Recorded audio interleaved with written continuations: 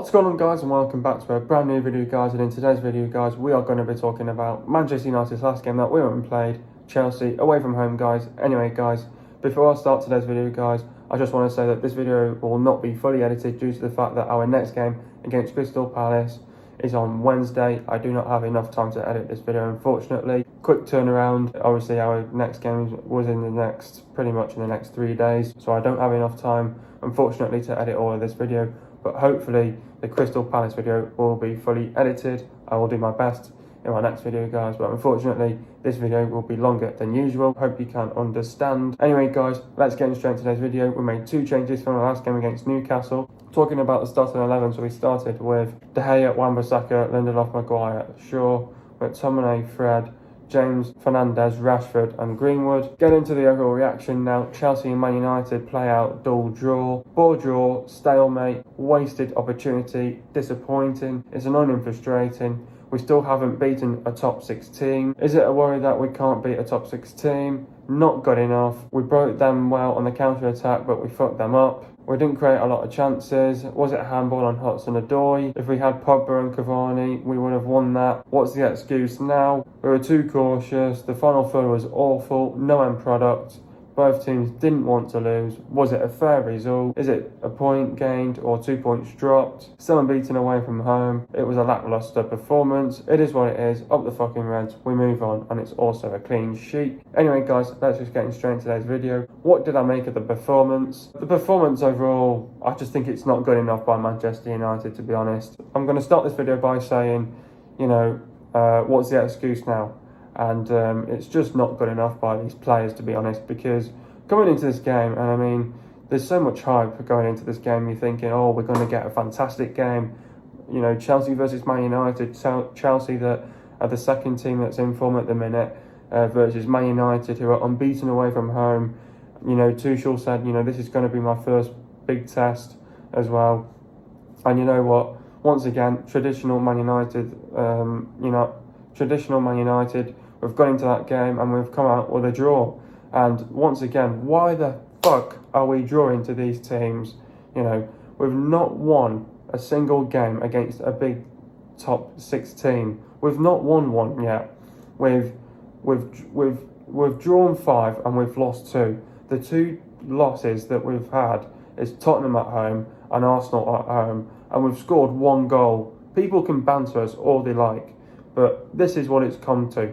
5 draws and 2 losses, and we've not won against a big top 6 team yet. We've only got 3 of them left now.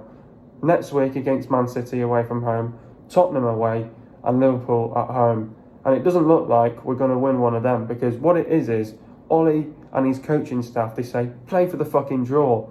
You've got to go for it. You've got to go for it in these games. Stop being cautious. Stop being too scared about the fixture because you don't want to lose the fixture. I mean, if you lose, you lose at the end of the day. You have to just learn from your mistakes.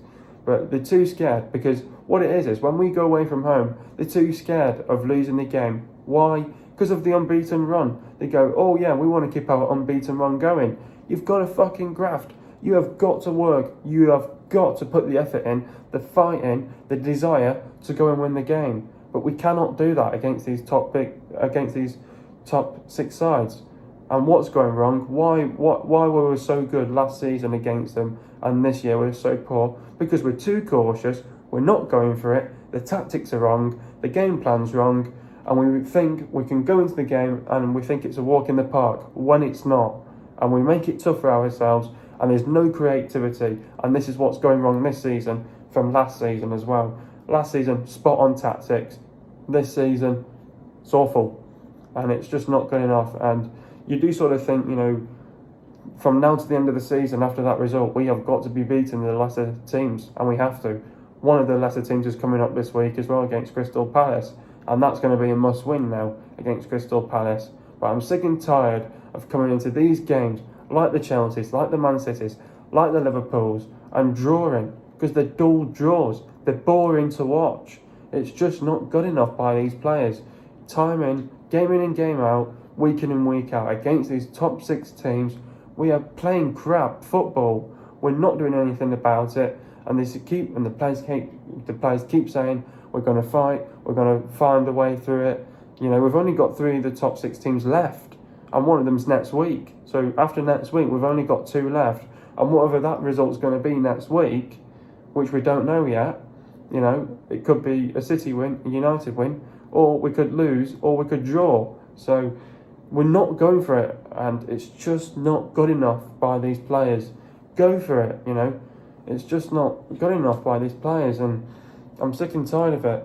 And yeah, lacklustre performance. I mean, I don't even think it was a lacklustre performance, but there's just no other word that I can describe that performance except a lacklustre performance by Manchester United, unfortunately. But it's just not good enough, and I mean, questions have got to be asked once again. But it's just annoying and frustrating, and it's just very disappointing because we have all these opportunities against these top big sides, and we don't have a clue what to do next. We don't have a clue. You know, there's just no creativity. There's just no passion, just no pride. There's just no desire to go and win the game, and we're just going to settle for a point. We're going to play for the point.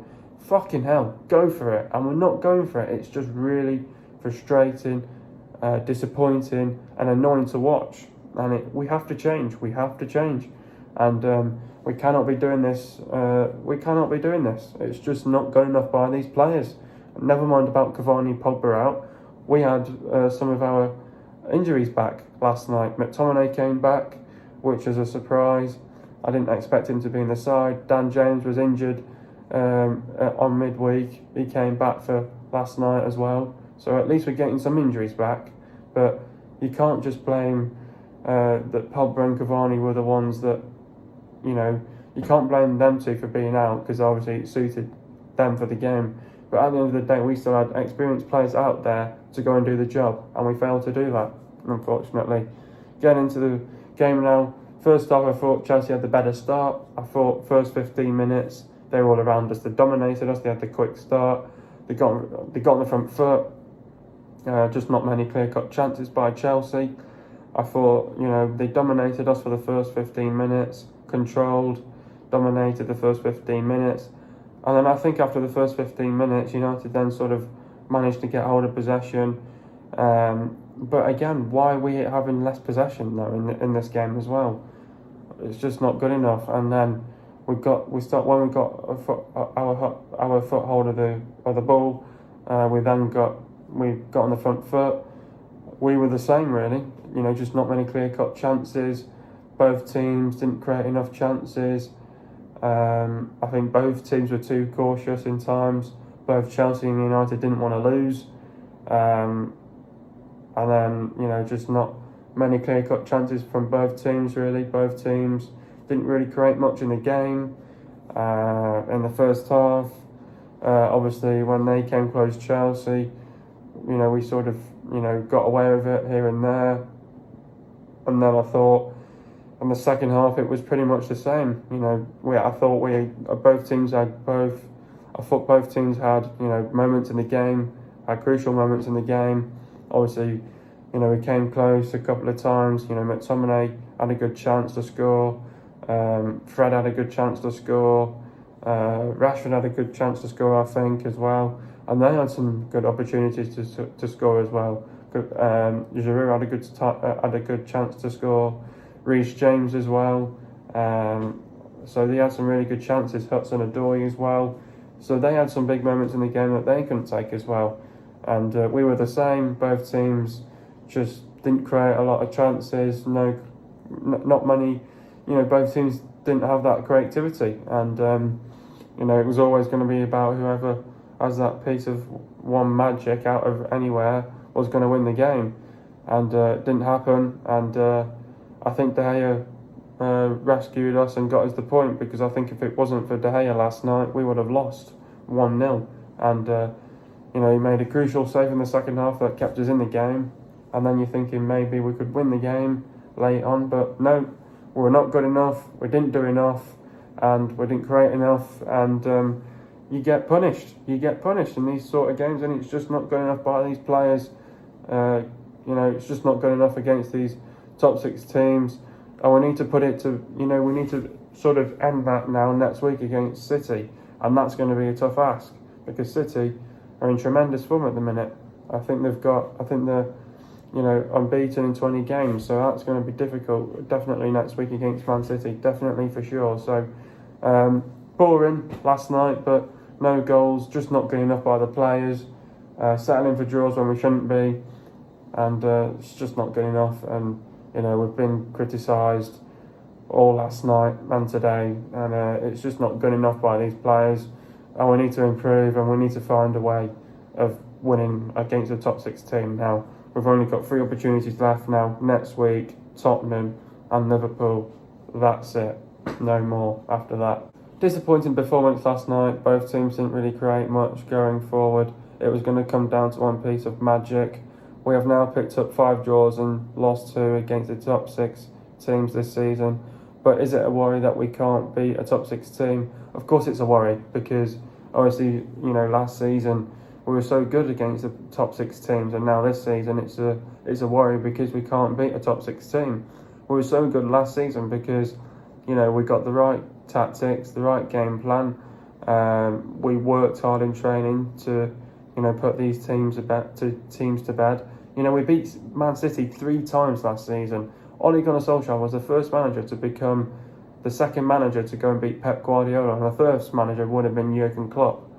And this season against the top 6 teams has just been dreadful. We've not been good enough. I think the mindset in every game this season hasn't been good enough. The mentality's not been good enough as well. We're just not going for it. We're too cautious. We're too scared. We're just not showing that passion, that desire to go and win the game, and it's just not good enough by these players. And if you think it's good enough, it's not good enough, because it's just simply not good enough, and we're not having that creativity. I remember the creativity against City away last season. We had numerous chances. We were the better team in the first half.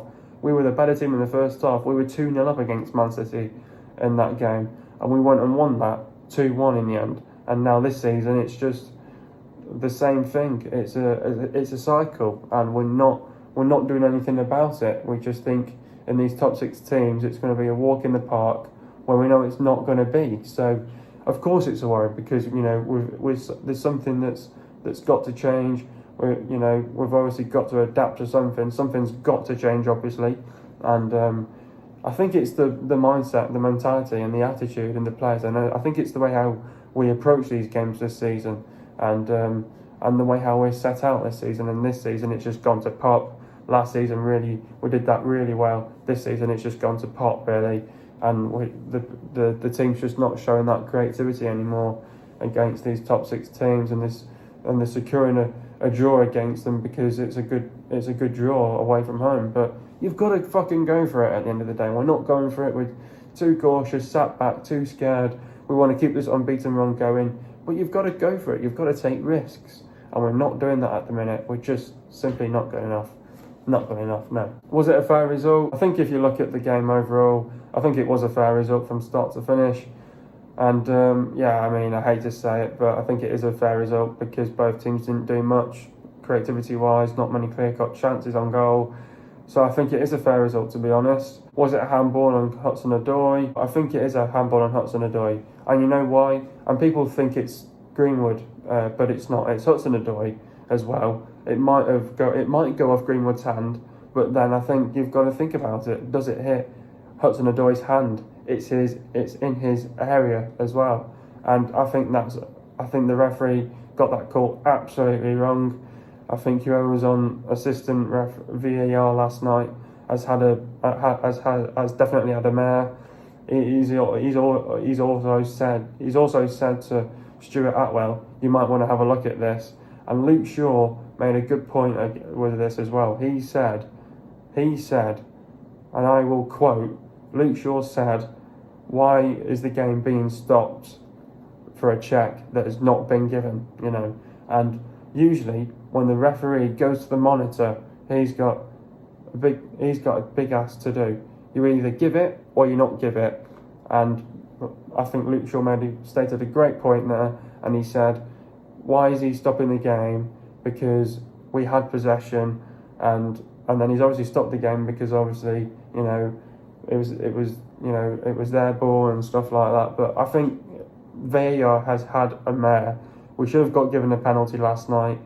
And, never mind about turning to a penalty last night, because you can have a moan all you like, and I'm not going to moan about this, but I'm not going to moan and say we should have got awarded a penalty, because at the end of the day, we did not do enough to win that game last night, did we? So you can have a moan about if it was a handball or not, but it was definitely a handball. But I'm not going to say, that goal would have won us the game. But at the end of the day, you cannot be turned into a penalty at the end of the day, and we've got to start scoring goals from open play. So I think it's definitely a handball on Hudson-Odoi. I don't know how it's not been given, and I'm really baffled by that decision. I really want to know the decision why it wasn't given as a penalty.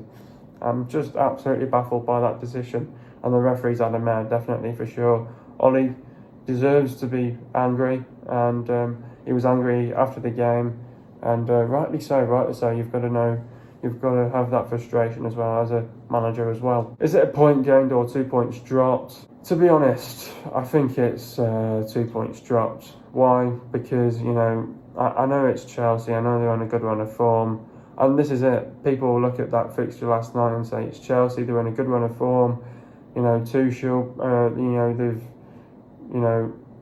they've only conceded 2 goals under Tuchel, but on the other hand, they've not been clinical. They've not been scoring many goals as well under Tuchel, and that's the other point that I think it's 2 points dropped, because they've not been scoring a lot of goals. I think we had enough in that team to win yesterday. I think we had the likes of Bruno, Rashford, Greenwood, Martial, and just not one of them found a breakthrough. And at the end of the day, I think it's 2 points dropped if you ask me. But I think also at the same time it's a point gained. But I don't know what to go with. I'm stuck. But I'd really say 2 points dropped, to be honest. Who is my man of the match? You know what? It's really tough to come up with a decision who's my man of the match, because you know what? At the end of the day, there was not many players that had a very good game last night. I thought Wan-Bissaka played too many passes, sideways and backwards, not playing it forwards. I thought Maguire and Lindelof had a very good game, bit shaky in times. I thought Shaw had a good game as well. McTominay, Fred in the pivot, protecting the back four. Bruno, who just was not to be seen once again. Rashford got on the ball a couple of times, had a good chance as well. Greenwood had a good chance as well. Dan James, I thought it was good as well, showed the energy. But I think the one man that's really saved us in the game, and it could have been a game changer in the second half, I thought David De Gea has to be my man of the match. Stood out really well and made that crucial save to keep us in the game, to be honest. And I think David De Gea is my man of the match. How do we beat Crystal Palace? Now, obviously, we've got Crystal Palace in our next fixture midweek on Wednesday night. Looking forward to this one, because I think Crystal Palace this season, you sort of had a good start, didn't they? They had back-to-back wins. They got that win against us, obviously, at Old Trafford. They were up on a high, and then they sort of had that momentum, and in the next fixture they won that, and then since after they won the next game, they've been all over the place. They've been losing, they've been drawing, they've been winning.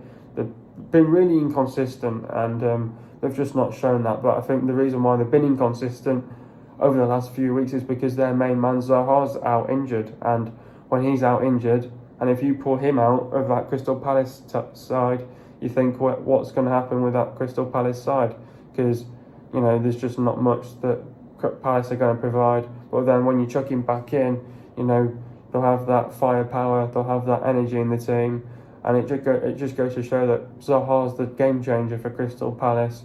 And when he's out injured, they have to deal without him. And I think that's the reason why of their consistency's not been there. Obviously, they got a great win against Brighton, and they called it the so-called derby, but it's not even a derby. But I thought they got a good win there against Brighton.